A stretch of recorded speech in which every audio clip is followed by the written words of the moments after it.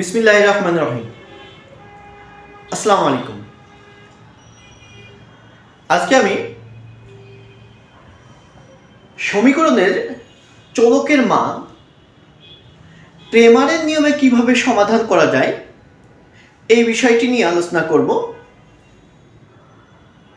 আমার মতে যদি ম্যাট্রিক্সের কথা উল্লেখ না থাকে অঙ্কে, অর্থাৎ যদি বলে না দেওয়া থাকে যে বিপরীত ম্যাট্রিক্সের সমাধান করো, তাহলে ক্রেমারের নিয়মে সমাধান করাই ভালো হবে। কারণ তুলনামূলক আমার কাছে ক্রেমারের নিয়মে সমাধান করাটাই সহজ মনে হয়। তাহলে ক্রেমারের নিয়মে কিভাবে ম্যাট্রিক্সের চলকের মান বের করা যায় এই উদাহরণের সাহায্যে আমরা সমাধান করে বিষয়টি দেখি। প্রথমে কাজ হবে যে এই যে ম্যাট্রিক্সগুলোকে এখানে যে চলক রয়েছে সমীকরণ আকারে যেটা রয়েছে এই বিষয়টি ম্যাট্রিক্স আকারে সাজিয়ে নেওয়া। তাহলে সমাধান লিখে শুরু করি। প্রথম কি কাজ? ম্যাট্রিক্স আকারে সাজিয়ে নেওয়া। তাহলে আমরা ম্যাট্রিক্স আকারে সাজিয়ে নিই। ম্যাট্রিক্স আকারে সাজিয়ে পাই। তাহলে ম্যাট্রিক্স আকারে সাজিয়ে নিতে হলে আমরা জানি কি, প্রথম এখানে আমরা দেখতে পাই কি কি চলক আছে, x1 x2 x1 x2, অর্থাৎ চলক রয়েছে এখানে দুইটি, x1 এবং x2। x1 এর যে সহগ রয়েছে, প্রথম সমীকরণে x1 এর সহগ রয়েছে 2, দ্বিতীয় সমীকরণে x1 এর সহগ রয়েছে কিছুই না থাকলে কি জানি আমরা 1। তাহলে 1 রয়েছে মানে -1, তাহলে -1। x2 এর সহগগুলো এবার সাজিয়ে নিই। x2 এর প্রথম সমীকরণে আছে x2 হচ্ছে 6 আর দ্বিতীয়তে আছে কত 5। তাহলে ম্যাট্রিক্স আকারে সহগ ম্যাট্রিক্স সাজিয়ে নিলাম। আচ্ছা, এবার দেখো এখানে কি আছে, এগুলোকে কিসের মান সাজিয়ে নিয়েছি, x1 এবং x2 এর মান। আর কি আছে, কনস্ট্যান্ট ভ্যালুগুলোকে আমি ধরে নিলাম হচ্ছে একটা ম্যাট্রিক্স আকারে সাজিয়ে নিলাম 10 and 20। দেখো আমি ম্যাট্রিক্স আকারে সবগুলো সাজিয়ে নিলাম। তো ক্রেমারের নিয়মে সমাধানের জন্য আমাদের আসলে সহগ ম্যাট্রিক্সের নির্ণয় করতে হয়। তো ধরি এই সহগ ম্যাট্রিক্সে ধরে নিলাম a, তাহলে সহজে নির্ণয় করা যাবে। ধরি a সমান সমান এই সহগ ম্যাট্রিক্সকে ধরে নিলাম 2 6 -1 and 5। তো এই একটা ধরে নিলেই হয়। ক্রেমারের নিয়মে সমাধানের জন্য শুধু সহগ ম্যাট্রিক্সটাকে ধরে নিলেই হবে। তাহলে এখন আমরা কি সমাধান শুরু করে দিই, লিখে নিই যে ক্রেমারের নিয়মে সমাধানের জন্য সহগ ম্যাট্রিক্স নির্ণয় করে পাই। তাহলে ক্রেমারের নিয়মে সমাধানের জন্য সহগ ম্যাট্রিক্স নির্ণায়ক করে পাই। এখন সহগ ম্যাট্রিক্স কি, a। তাহলে a এর নির্ণায়ক করব। তো a এর যদি নির্ণয় করি আমরা জানি 2 6 -1 and 5। এটা নির্ণয় করলে কি হয়, আর গুণ হয় 10 and সূত্রে -6 and -1 হচ্ছে -6 and মাইনাস হচ্ছে +6। তাহলে এখানে হয়ে গেল কত, 16। তো নির্ণায়ক পেয়ে গেলাম হচ্ছে 16, অর্থাৎ 16 পেয়েছি। এখন ক্রেমারের নিয়মে সমাধানের জন্য আমরা প্রথম সহগ ম্যাট্রিক্সকে আমরা 16 পেয়ে গেছি নির্ণয় করে।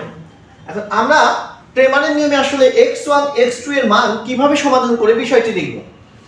x1 মানের জন্য সহগ ম্যাট্রিক্সের প্রথম কলাম প্রতিস্থাপন করতে হয়। তাহলে লিখে নিই x1 এর মানের জন্য প্রথম কলাম প্রতিস্থাপন করে পাই,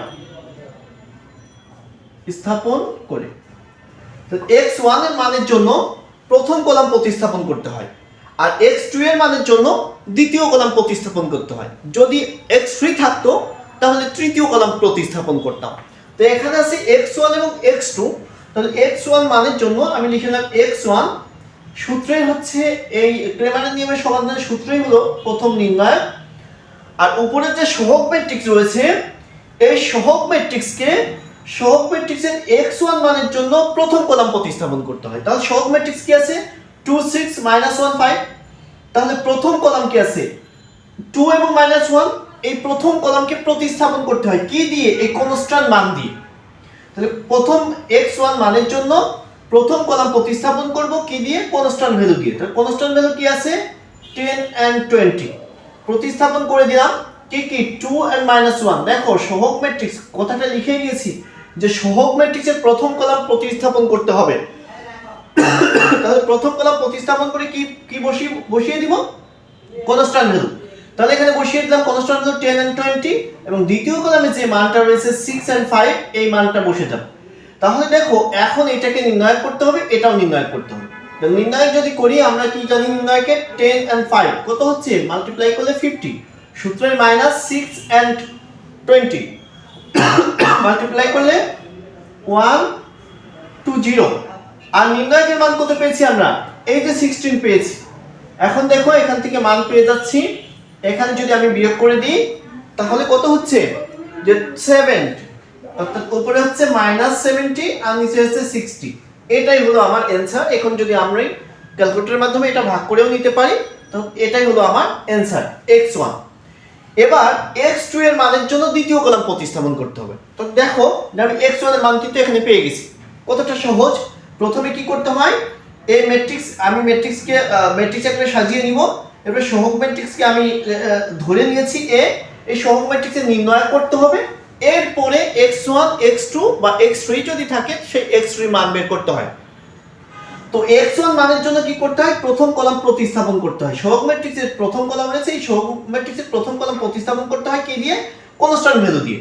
আর দ্বিতীয় কলাম বা তৃতীয় কলাম যদি থাকতো সেই মান যা থাকতো তাই বসে যেত।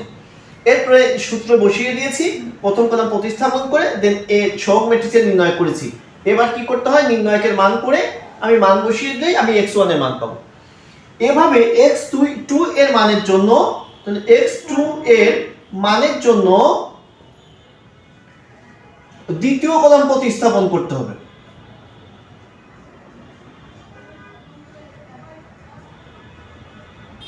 তাহলে x2 এর মানের জন্য এখানে হবে x2 সহগ ম্যাট্রিক্সের নির্ণায়ক হবে। এখন দ্বিতীয় কলাম প্রতিস্থাপন করার আগে প্রথম কলাম যা আছে তা বসে যাবে। প্রথম কলাম কি আছে 2 and -1 আর দ্বিতীয় কলামে আছে 6 and 5। তো 6 and 5 উঠে এখানে প্রতিস্থাপন হয়ে যাবে কনস্ট্যান্ট ভ্যালু।